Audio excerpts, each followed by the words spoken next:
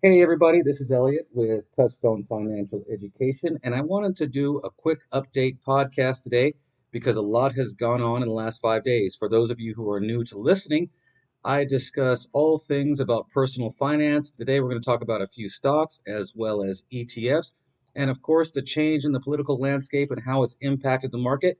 I'm going to start there. The impact on the markets, there doesn't seem to be any. We're still in the midst of a nice bull run. I thought there might be some changes as a result of changes in candidacy for the Democratic Party. Don't see anything. So we're going to continue on investing as we have been, whether you're an aggressive trader or you are a buy and hold strategist or you're new to the game and just wanting to listen to learn a few things. Real quick, guys, going to start posting on TikTok on Thursday.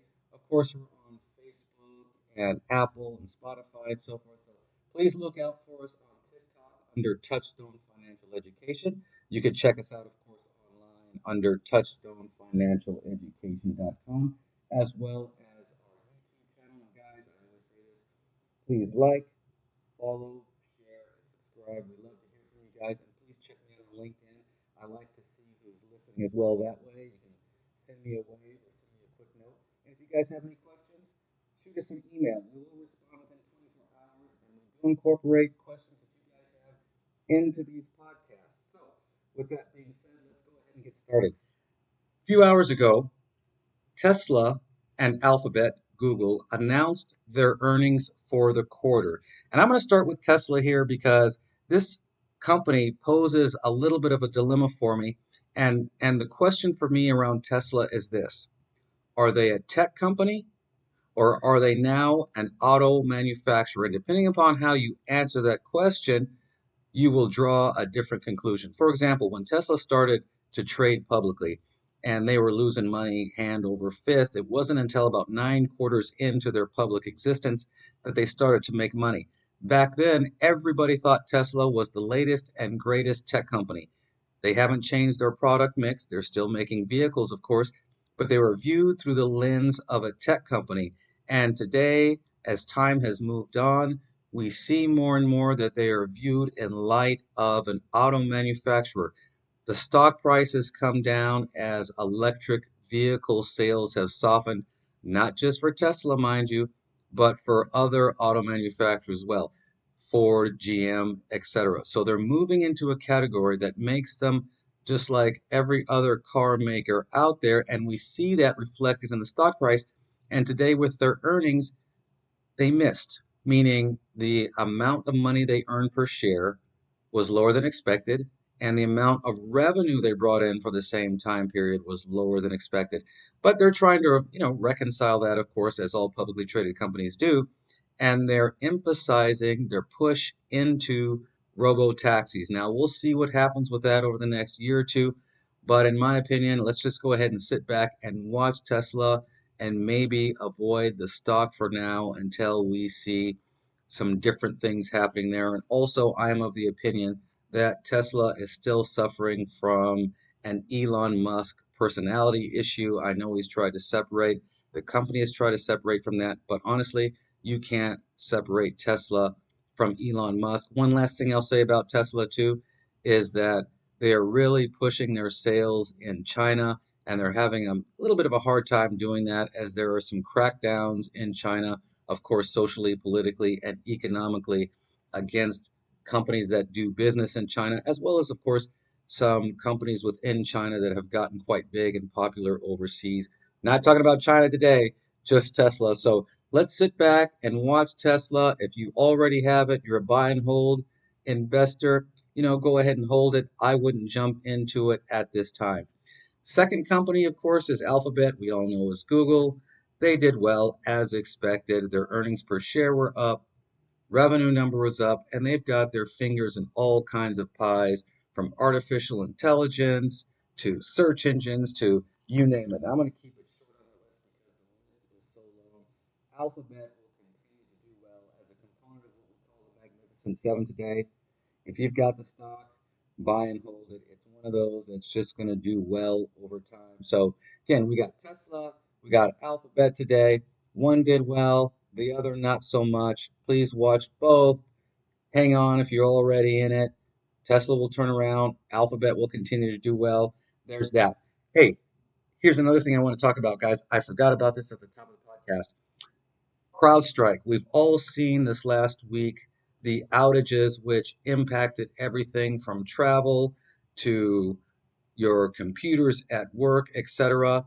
And it has truly impacted the price of the stock. Now, for you seasoned investors, you know already this is an opportunity to get into a well-run company with a well-received product and service. For you new investors, sometimes it's kind of hard to determine if I should stay or if I should go because of the dramatic drop in the company. When a move like this happens, guys, take a look at, first of all, why you got in it. Two, fundamentally, how well are they doing? And three, let's throw a little history in here. Anytime a company has a hiccup in its product or service, whether it be Boeing, even Microsoft or Apple, over the years, these companies will dip. Yes, they come back. They always come back. I can remember in the 90s when the Justice Department dragged Bill Gates and the Microsoft Corporation in front of congressional committees because they wanted to break up the company under antitrust statutes. Stock tanked, right? But of course, it came back, right? Facebook, a few years ago, when they dragged Mark Zuckerberg in front of congressional committees on privacy issues with Facebook, stock tanked and it came back. This is no different in that context, in that this was a hiccup. I'm sure CrowdStrike management is working on it, and I know some heads will roll inside the company, but I wouldn't discount CrowdStrike. As a matter of fact, for many of you, you might not even notice the dip in the price the last few days because you've got such a profit margin on a wonderful company. You know, you don't even have to buy more because you're already in it. It's a great buy and hold company for cybersecurity, and I do believe that will continue. For those of you who have been watching this company, you know what? Might be a time to go ahead and get in and take a slightly discounted price. So watch CrowdStrike, the pullback as a result of the outages last week. It is not a condition or a permanent condition of the company. It's a hiccup in their long line of doing good business. And I'll tell you, they'll get back to it, guys. So I'm confident about CrowdStrike and its performance going forward. Hey, you know what? I also talked about Intel, and the reason I wanted to bring Intel up again is because it is going through a turnaround phase. I know it's trading in the low 30s. I said this before, but as we look out over the next 12 to 24 months, you know, they're going to be coming out with their chips that will rival NVIDIA. So we're not going to discount Intel too much longer, guys. And I know if you want to get into the chip space, yes, you can buy the SMH, which is a wonderful chip ETF. But if you want a beaten up tech stock that really hasn't gone anywhere in the last couple of years, please take a look or add Intel to your watch list. I think going forward, they're going to be doing some interesting things. And again, an old player like Intel, you don't want to count them out because they will come back and surprise you. Now, last but not least, guys, I've got on my list ticker symbol SM as in Mary, CI, right? Super Micro. Hey, they are up year to date 176%. And the last time I talked about them, they were up over 200% year to date, and they have up over like 2,000% over the last few years. I know that's a killer run. I know it's a killer run, and it's pulled back a little bit here with tech stocks this last week. But I'll tell you, the servers they make that are designed to work well with those NVIDIA AI chips, that is going to continue. And you know, there's some news that came out here in the last couple of days where they now have contracts. SMCI has contracts with the likes of Intel and AMD. So they are expanding their customer base.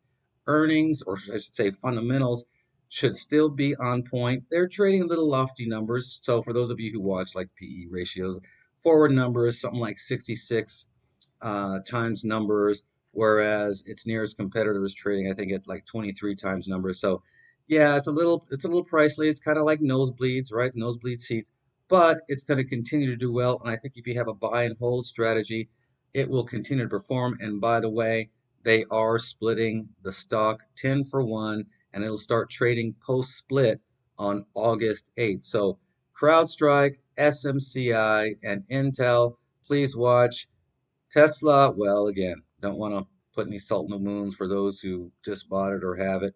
Alphabet, buy and hold, still a wonderful company. And last but not least, guys, we got these new ETFs that hit the street today. They are the Ethereum ETFs. Now, Bitcoin ETFs have been out and performing pretty well. I don't know what to expect from the Ethereum ETFs. Again, crypto ETFs are very new in terms of an investment product, so we don't want to say where they're going to end up, but it is definitely worth noting that since the Bitcoin ETFs have hit the street, that they have done well. There has been a very big interest in these ETFs, and I suspect that will happen here. So please add it to your watch list. Take a look. It might be time to jump in soon. There will be more Bitcoin, or excuse me, Ethereum ETFs hitting the street later this week by different companies like Van Eck and so forth. So continue to watch out. And oh, by the way, I was watching CNBC this morning. The Van Eck Ethereum ETFs will trade at zero fees to investors for the first year. So they're incentivizing buying into their Ethereum ETFs by offering a no fee ETF. So it's kind of intriguing, something to take a look at. Please watch. We know that cryptos are being normalized. We know that everyday folks such as yourself are really showing an interest in cryptocurrencies, not just fiat currencies, the dollar, the yen, etc. So I'm sure as time goes on, this will continue, and hopefully, knock on wood, these ETFs will do well. Just not quite sure how they're going to do well straight out of the gate. Today, they traded slightly down, as was their first day of trading, but with new investments, sometimes that happens. So don't fret. Keep an eye out. There might be an opportunity to make some pretty good money in the near term here. And that's it, guys. So watch those stocks. All right. We are going to be on TikTok on Thursday, so please check us out. And of course, watch us on the other platforms we're already on, like Facebook and YouTube, under Touchstone Financial Education. And if you are interested in classes for yourself, or maybe you have a group, or maybe at work, you guys would like to learn about investing, go to our website, touchstonefinancialeducation.com, and shoot us an email. We will gladly get back to you. And if you have any ideas about things you want to hear on the podcast, also let us know. We like to kind of keep it light, loose, and easy so that you, the listeners, will continue to listen to us, learn, help us grow, and in turn, we will educate you on your personal finances. So, thanks for listening. Also, one last thing, please check out the joint podcasts that I've posted on Facebook and YouTube. I'm working with someone who wanted to learn about investing for the last few years, and we're just kind of walking through the steps that we took together to get her where she needs to be. That's it, guys. Seriously, this time I'm out. Thanks for listening. Talk to you soon, and take care.